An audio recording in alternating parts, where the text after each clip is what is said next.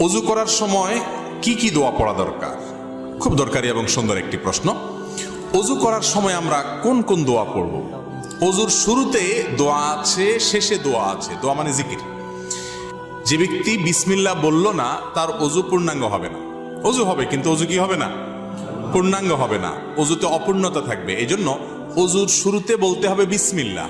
সহিহ মুসলিমের হাদিসে আসছে, নবী করিম সাল্লাল্লাহু আলাইহি ওয়াসাল্লাম বলেছেন, কেউ যদি ওযু সুন্দরভাবে করে, ভালো করে, কুলি করে, ডলে ডলে ওযু করে, এরপরে শেষে যদি এই বাক্যটা পড়ে, তাহলে জান্নাতের 8টা দরজার সবগুলো একসাথে খুলে যায় এবং সে যে কোনোটা দিয়ে প্রবেশ করতে পারে। সে বাক্য হলো কি? সে বাক্য হলো আশহাদু আল্লা ইলাহা ইল্লাল্লাহু ওয়াহদাহু লা শারীকা লাহু ওয়া আশহাদু আন্না মুহাম্মাদান আবদুহু ওয়া রাসূলুহু।